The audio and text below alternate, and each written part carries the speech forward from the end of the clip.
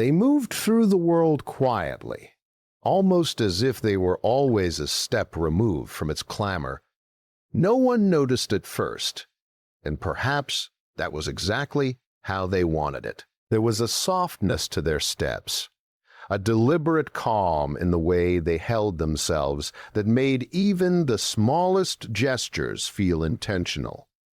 It was not a performance, it was a presence, one that seemed to breathe with the rhythm of something unseen, something deeper than words. They said little, and yet in the spaces between words, a quiet story unfolded. It was not a story of action or loud triumphs. It was a story of watching, of waiting, of noticing the subtleties that others ignored. The shift of light on a wall, the pause in a conversation, the hidden weight behind someone's laughter. They absorbed these things quietly, without judgment, without hurry. And in this absorption, something began to stir. It is strange how the world often mistakes silence for weakness, how the stillest waters are thought to be empty. But in the stillness, there is a depth that cannot be measured. Have you ever noticed how the trees wait through winter, their branches bare, holding a quiet promise in their patient reach toward the sky? That is the kind of quiet they carried. Not idle or empty, but full of something no one could name, yet everyone could feel. There were moments when they could have spoken, moments when words might have spilled over like water from a tipped cup, but they did not. And in that choosing, a strange kind of power began to settle around them. It was subtle. It was not the kind that draws attention or praise. It was the kind that asks nothing, yet shifts the air, that asks nothing, yet commands respect. Have you ever been in the presence of someone who does not hurry, someone who does not grasp at approval or make themselves known? There is a weight to them, a calm that makes the world seem a little less urgent, a little less loud. They did not seek to impress. They did not seek to explain themselves. There was no rush to convince anyone of their thoughts, no urgency to make the world understand. And in that letting go, they discovered something extraordinary. They discovered that the mind, when it does not speak simply to react, can begin to see. It can begin to feel. It can notice the threads of connection that words often cut through. It can watch the currents of emotion, both in themselves and in others, without being pulled under. There were days when the quiet felt almost too heavy. Days when the world's insistence pressed hard against their stillness. They could feel the tension in the air, the unspoken questions in the eyes of those around them. Why do you not answer? Why do you not join in? Why do you not show what you feel? And sometimes they wanted to respond. Sometimes the silence itself ached. But then they remembered the strange, quiet truth they had begun to understand. There is more strength in restraint than in any word shouted in haste. There is more clarity in listening than in speaking to be heard. And so they held themselves gently within the quiet. They let the world rush past, let the judgments and whispers pass through without anchoring in their soul. There was an inner rhythm, a pulse that only they could feel, a sense of being fully present, fully aware, without the need to prove or defend. And in that presence, even the world's noise seemed softer, as if it too paused to notice. Sometimes a small smile would cross their face, almost imperceptible, and it carried a weight no words could hold. It was not a smile of triumph, nor of joy in the ordinary sense. It was the smile of someone who knows that the deepest work is done silently, that the roots of life grow where no one watches. Have you ever noticed how a seed pushes through the soil, unseen, unnoticed, yet with a persistence that cannot be denied? That is the quiet work they did, the patient tending of their own inner ground. They moved forward, step by step, day by day, carrying nothing but a calm attentiveness. It was a quiet power, a steady presence that asked for nothing. And in that quiet, a story was being told, though few could hear it. A story that whispered of strength not in noise, but in stillness. A story that suggested that perhaps the greatest journeys are not measured by how loudly one moves through the world, but by how deeply one holds their own center, even when the world presses hard to shake it. And so they continued, unnoticed, yet fully alive, silent, yet deeply present, watching, feeling, breathing, with the rhythm of a quiet strength that no one could take away. And in that quiet, there was already a beginning, an unspoken promise of something enduring, something calm, something entirely their own. There were times when the world pressed in, when their quiet presence seemed to attract more attention than they had ever sought. They noticed the subtle glances, the whispers that carried like shadows along the edges of conversation. There was a weight in being watched, in being questioned without words, and feeling the world's curiosity and its judgment at once. And yet, they said nothing. They simply allowed it to be, letting the gaze pass over them like wind across still water. It is strange, is it not, how people can misunderstand the simplest of actions. A pause can be taken for hesitation, a silence for fear, a gentle look for something less than it is. They felt it often, the misreading of intention, the assumption that quiet is weakness, that stillness is emptiness. And still, they did not respond. They did not explain. They simply let the world's assumptions drift, observing them as one might watch leaves tumble in a soft current. Sometimes, the pressure of being misunderstood was heavy. It pressed against the chest like an invisible weight.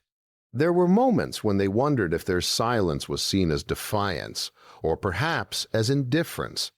Did it matter? Could anyone truly know the inner life of another?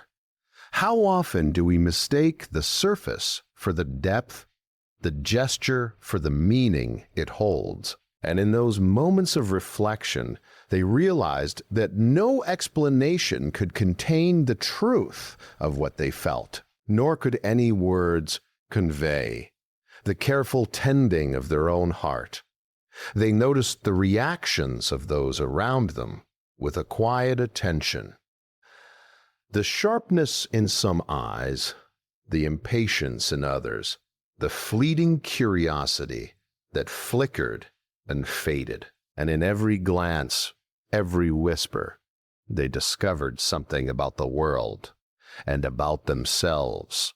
They discovered the fragile need of people to categorize, to define, to place everything into boxes that make sense. And they discovered, with a gentle clarity, that the world would often see them not as they were, but as it needed them to be. There were days when this misunderstanding stung. The silent judgments felt like invisible thorns, pressing against the edges of their calm. Sometimes A word would have been comforting, sometimes a gas, sure of recognition, a simple acknowledgement that they were seen not as a puzzle to solve, but as a presence to notice. But these were rare, fleeting moments, and they learned to let them pass, letting the heart settle into its own quiet understanding. It is easy to feel lonely in such times, is it not? To feel as though one's truth is hidden beneath layers that no one else can reach. And yet, in that loneliness, there is a strange companionship. A companionship with one's own thoughts, one's own breath, one's own sense of being. They learned to listen closely to that companionship, to feel it as a steady hand resting upon the shoulder, to trust it more than the fleeting approval or misunderstanding of others.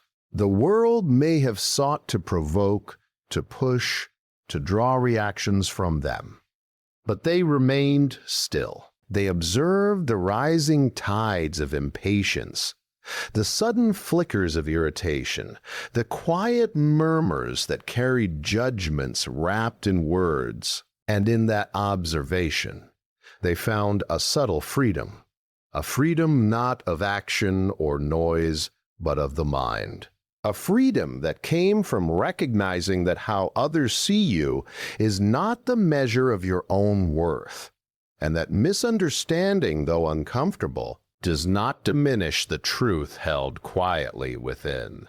They began to see that misunderstanding itself was a teacher, though not an easy one. It taught patience and the careful tending of inner calm. It taught that the mind can remain soft even when the world presses hard. It taught that silence, held with purpose, can be a quiet refuge, a place where one gathers strength and clarity. And in that place, they felt something growing, small but certain, a sense of self that was untouched by the misperceptions of others, a quiet authority born of inner steadiness rather than external acknowledgement. Sometimes they would catch themselves smiling softly at the world's confusion, not in mockery, but in gentle understanding. The world, with all its assumptions and quick judgments, was doing what it had always done, and they were doing something entirely different.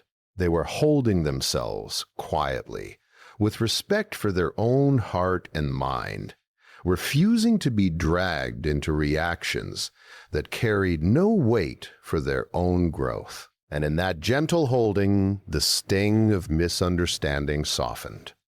It became less a burden and more a mirror, reflecting the value of patience, the depth of stillness, and the quiet wisdom that comes from being unshaken by the world's misreading. And so, day after day, they moved through the gaze of others with calm awareness. They carried themselves lightly, though with a quiet gravity, and they discovered that being misunderstood need not diminish them. It could, instead, be a quiet companion, reminding them of the strength that comes from observing rather than reacting, from listening rather than defending, from resting in the steady presence of one's own quiet truth. And in that presence, they found something remarkable, a sense of inner freedom that no misinterpretation could touch, a gentle power that grew in the very space where the world could not reach them. There came a moment when they began to notice something subtle, yet profound. anger, irritation, and the pull of impulse would rise like small waves inside, as if the world's misunderstandings and pressures had found a way to stir the mind. The heart would tighten, and the mind would whisper in hurried tones, urging some response, some action, some declaration of self. And yet, they did not follow that call. They paused, as though listening to the rhythm of a distant stream, to the quiet voice that moved slower than the first stirrings of reaction. It is not easy, is it, to remain still when the world presses for noise, to let the mind's first impulses pass without easing them, without believing that every thought must be spoken, every feeling must be expressed. They learned that the act of not reacting is itself a form of strength, quiet yet unyielding. It is the choice to place a space between the impulse and the action, between the feeling and the word. And in that space, clarity begins to settle. They noticed that each time they did not respond, a new kind of awareness arose. It was not the absence of feeling, but a deeper understanding of it. Anger could exist without taking root. Impatience could be acknowledged without directing it outward. The mind could observe itself, and the heart could hold its own pace. Have you ever felt that stillness, that quiet observation of your own rising tide of emotion, as though watching from the shore while the waves roll by? That is the sense they carried with them, gently, steadily, day by day. In choosing silence over reaction, they began to understand a subtle authority. It is not the authority that comes from commanding others, nor from forcing the world to bend to one's will. It is an authority that belongs entirely to the self, born of self-respect, patience, and the quiet knowing that not every situation requires a voice, not every moment demands movement, and the world, with all its urgencies and pressures, began to feel a little softer in their presence, as though the calm they carried could be sensed, even without being named. Sometimes the temptation to respond was strong, almost irresistible. The mind would construct endless reasons to speak, to act, to claim the right to be heard. And yet, they discovered something remarkable. The quieter they remained, the more their own presence spoke. A calm look, a steady breath, a hand held lightly in stillness. These became words in themselves, fuller than anything the voice could offer. And in that quiet, the world's insistence, bega, to lose its urgency, its pull, its ability to disturb the inner ground they had carefully tended. They learned, gently, that silence is not emptiness. It is not passivity. It is an active choice, a conscious tending of the heart and mind. Each time they allowed themselves to pause, to breathe, to simply be, a small power grew within them. It was a power that did not shout, that did not seek attention, that did not demand recognition. It was a power that quietly shaped the way they saw themselves, the way they moved through the world, and the way the world, in turn, met them. It is strange, perhaps, to consider that restraint can be stronger than action, that holding back can be more potent than rushing forward. And yet they felt it in their bones, in the slow settling of the chest, in the deepening rhythm of breath. Every choice to remain quiet, to observe rather than to react, became a small act of sovereignty over themselves.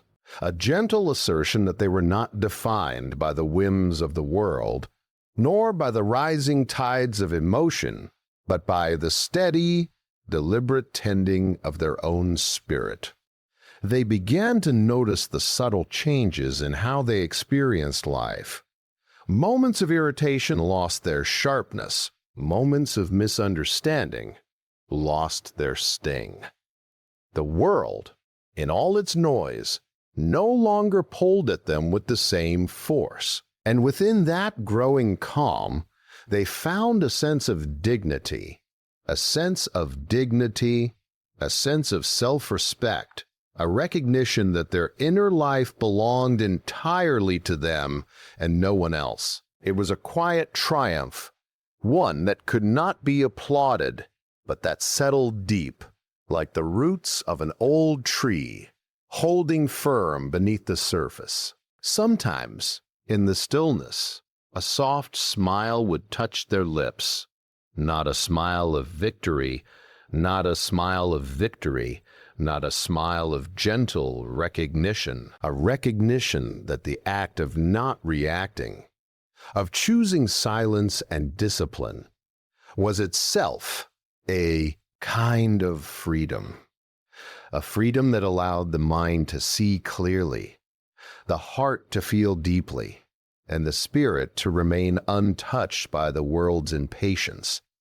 And in that freedom, they discovered something remarkable, that real strength does not come from the noise one makes, but from the quiet authority of a heart that knows its own pace, its own worth, and its own power. And so, day after day, they practiced this quiet discipline, not as a performance, not as a duty, but as a way of being. The impulses would rise, the temptations would appear, yet each time they chose stillness, each time they chose observation over reaction, the space within them grew. It was a space of calm, of clarity, of inner authority. And in that space, they felt a gentle certainty, a quiet knowing that no matter what the world threw their way, their own heart remained steady, unshaken, and entirely their own.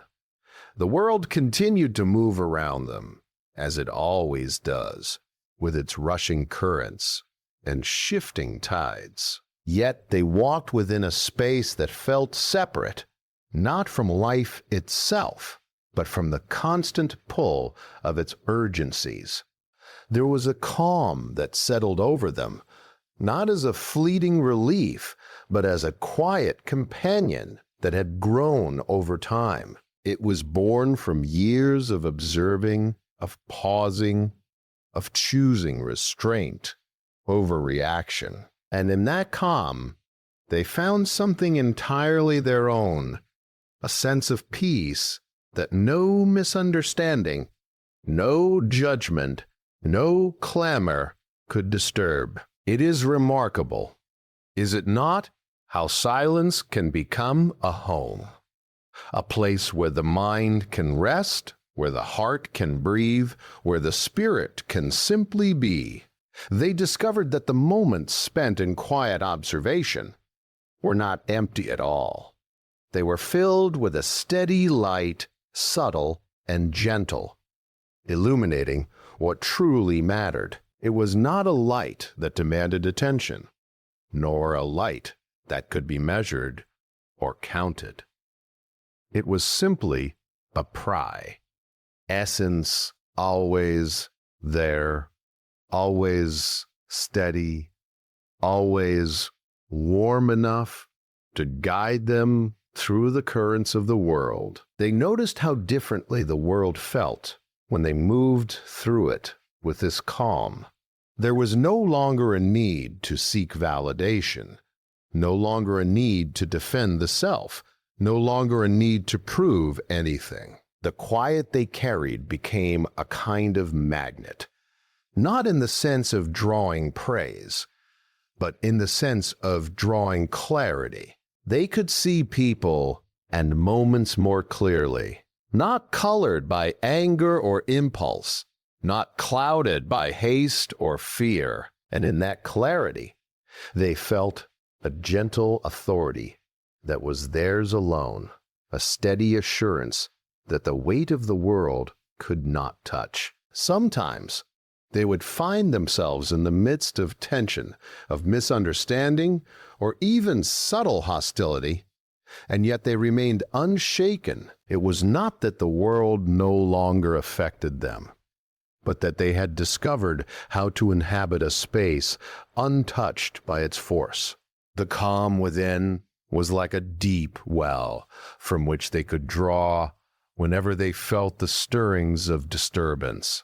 And in that well, there was always room for quiet reflection, for gentle understanding, for the patience that comes from seeing beyond the surface of things. They realized that power does not always come from action. It does not always come from words or deeds. Sometimes power comes from the very act of holding oneself in quiet integrity, of moving through life with a heart that is steady and a mind that is clear. There is a kind of strength in knowing that one can be fully present without being swayed by the noise around them, in understanding that the truest respect begins with the self, and that the world's perception is never the measure of one's own value.